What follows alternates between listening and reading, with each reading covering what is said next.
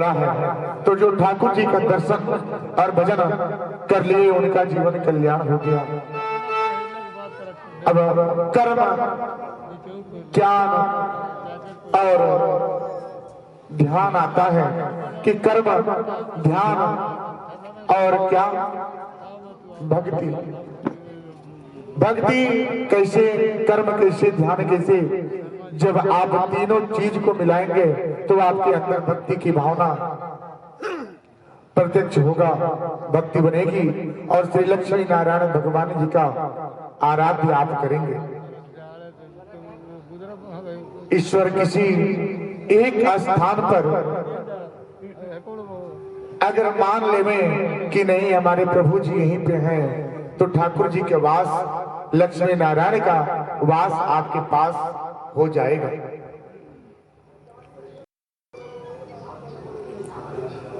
आप अपने श्रद्धा भाव से करके श्री लक्ष्मी नारायण भगवान जी का ध्यान करने के लिए आज प्रथम दिवस उनके स्तुति बंदन किए और सतचित आनंद की खोज आप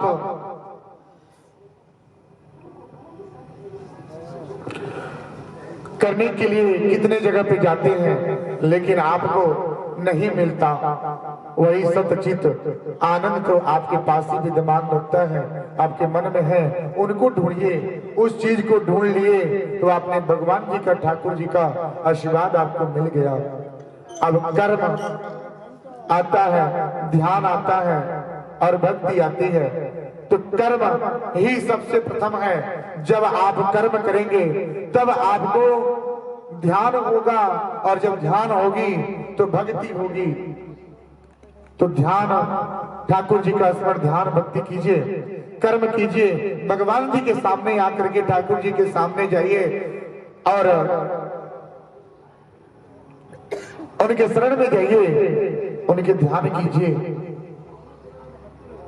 मंदिर आप जाते हैं, दर्शन करने जाते हैं कि हम भगवान जी को पूज लिए, हम शंकर जी को पूज लिए, भगवान श्री लक्ष्मी नारायण को मंदिर में जाकर के दर्शन किए। वो मंदिर तो आपके मन में है।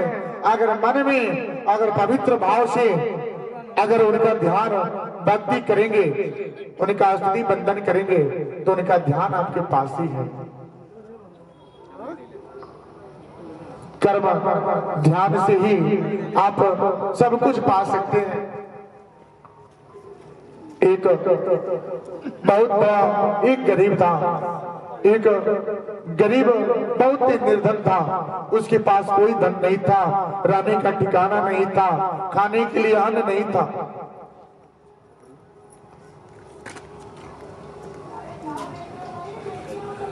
अन्न नहीं था। वो अन्न की अपनी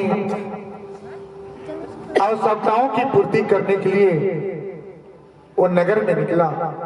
और नगर में जब निकला तो वहां पे नगर में बहुत बड़े बड़े शाहूकार, सेठ जो रहते हैं, उस नगर में गया और जा करके दरवाजे पे आवाज दिया।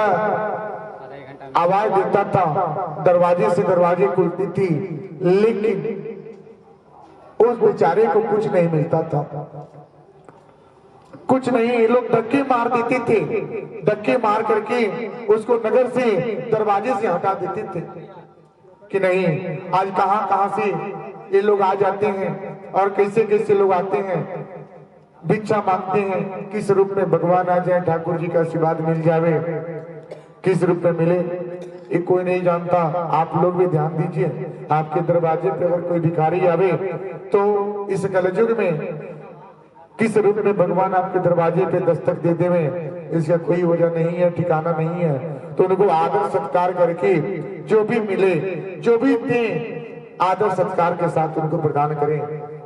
वही आपका जीवन है, वही आपका धर्म है, वही आपका कर्म है।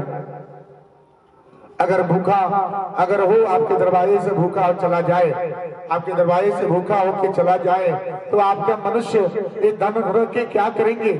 आप तो चार पैसे रखे हैं, धन रखे हैं, उससे आप क्या करेंगे?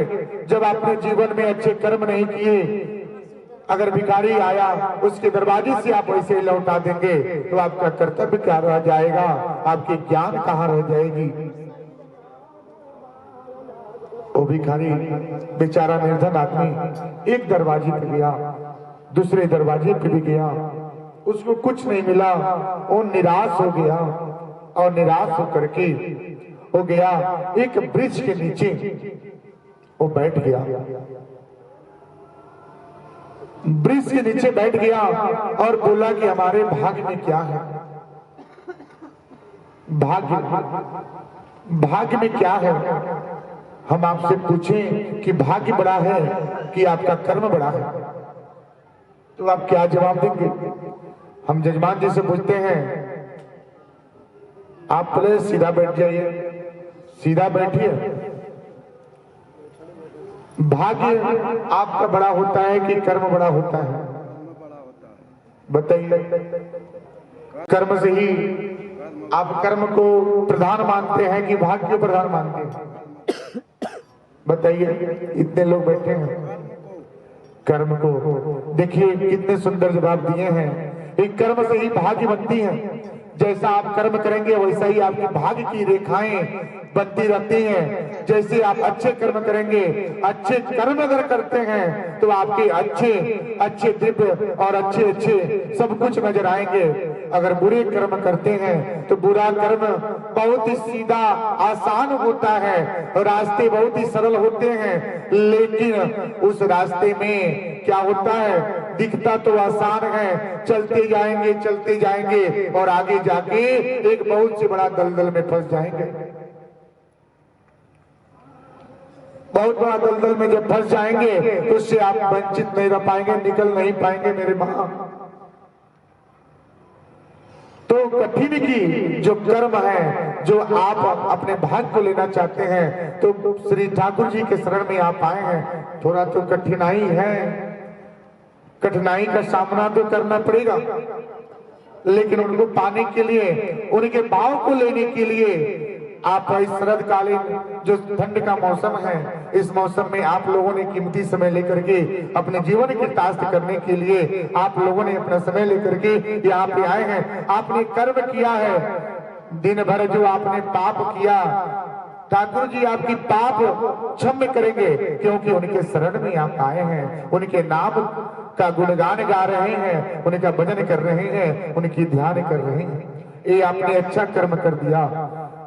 यही कर्म अगर बुरे कर्म के मार्ग को देखा जाए तो बताया मैंने क्या कि सीधा दिखता है, चलते जाएंगे, आगे जाके दलदल में फंस जाएंगे। एक बार ऐसा ही हुआ, एक बहुत बड़ा एक विशाल एक हाथी गजराज थे, जो जंगल के सभी लोग उनसे परेशान रहते थे। पूरे लोग परेशान, जितने भी जंगल के जानवर थे सब परेशान रहते थे और सबको ये परेशान गजराज कर देते थे। अब एक दिन की बेटा है कि सब जब परेशान हो गए तो बोला गया है क्या कि सत सैया के दोहरे जियो नाभिक के तीर, देखन में छोटे लागे घाव करे गंभीर। एक छोटा सा एक मेढक था, मेढक समझते हैं, मेढक कहाँ होता है, कहाँ होता है बताइए, मेढक कहाँ होता है जजमान जी, जल में होते हैं कि बाहर होते हैं, जल में। तो जल के राजा मेढक को माना गया है, भाई जल के राजा है। अब वो मेढक ने इतने जानवरों को गजराज ने परेशान किया था, सबको जंगल में रहना एक अलग हो गया था, सब लोग जंगल छोड़ के जा रहे थे। उसी जंगल में एक तालाब था, सब जानवर उस तालाब में आते थे, जल लेते थे और अपने प्यास को बुझा लेते थे। ये देखते देखते एक दुखी भाव को देख करके मेढक ने जानवरों से पूछा कि ये बताइए आप रोज आते हैं, रोज दुखी क्यों होते हैं। सब जानवरों ने एक दिन बोले कि क्या करूं, एक गजराज है वो पूरे जंगल को तहस नहस कर देते हैं और सबको परेशान कर देते हैं। अब इतनी सी छोटी सी एक मेढक की क्षमता कितना है? मेढक की क्षमता कितना है? कितना किलो है? 1 किलो, 2 किलो, 4 किलो, 5 किलो का तो नहीं है। उसकी क्षमता कितना है? इतना है। इतना होना चाहिए, इतना होना चाहिए, अधिक से अधिक इतना होना चाहिए। तो उसका क्षमता देखिए, क्षमता क्या है? तो उस क्षमता अनुसार देखिए ठाकुर जी की कृपा, बनाने वाले ने किसे आशीर्वाद से बनाए हैं। आपके अंदर 206 हड्डियां हैं और 206 हड्डी आपके अंदर विद्यमान है। आपको ठाकुर जी ने 2 हाथ दिए, सिर दिए, पैर दिए और सब कुछ पहचानने के लिए दिए और पूरे शरीर की संचालन करने के लिए, इस संसार की संचालन करने के लिए, इस देख रेख करने के लिए आपको क्या प्रदान किया है? मस्तिष्क। मस्तिष्क का क्षमता कितना है? इतना, इतना क्षमता है। और आपका पूरे शरीर का भार कितना है? 70 किलो, 75 किलो, 80 किलो, 1 कुंटल होता है ना। 1 कुंटल ओजन का भार 100 ग्राम का मस्तिष्क कंट्रोल कर लेता है, पूरे शरीर को चलाता है, पूरे दुनिया को चलाता है। आप इंसान हो करके आप 2 घंटे ठाकुर जी का ध्यान नहीं करते, क्यों? क्यों? नहीं लग रहा है। वही मस्तिष्क उस मेढक, हाँ, और जब हाँ हुए आधा घंटा। अब सारी व्यथा जब मेढक के सामने आई, फाइनल हो गया। ध्यान से सुनिएगा, इसमें कर्म, ध्यान और भक्ति तीनों चीज छुपा है। इसमें तीनों गुण इसमें मिला है, इसे ध्यान से सुनिएगा। अब सारी व्यथा जब जंगल के रहने वाले सभी जानवरों ने उनके सामने पेश किए, अब मेढक ने बोले ठीक है, इसका रास्ता कुछ निकलेगा।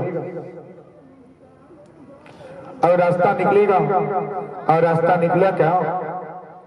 एक बार वो मेढक टपकते टपकते मतलब जंगल का रास्ता पकड़ लिए और जहां गजराज रहते थे उनके पास जाकर के, किसी का हिम्मत नहीं है कि उनके पास जाकर के बैठे और बात करे। सारी जानवर वहां से भग जाते थे, यहाँ तक जंगल का राजा शेर बोला जाता है वो भी हट जाता था। वहां पे मेढक सचिव और जा करके हाथी के पास बैठ करके, उनके पास जाकर के बैठ करके टपक करके बैठ गया और बोला, जंगल के सरदार और इस गजराज को एक छोटे जीव का नमस्कार है। वो नमस्कार कर लिया। अब हाथी क्या हुआ? और हो गया कि नहीं, अब लगता है जानवर, इस जंगल के सभी लोग हमसे डरते हैं।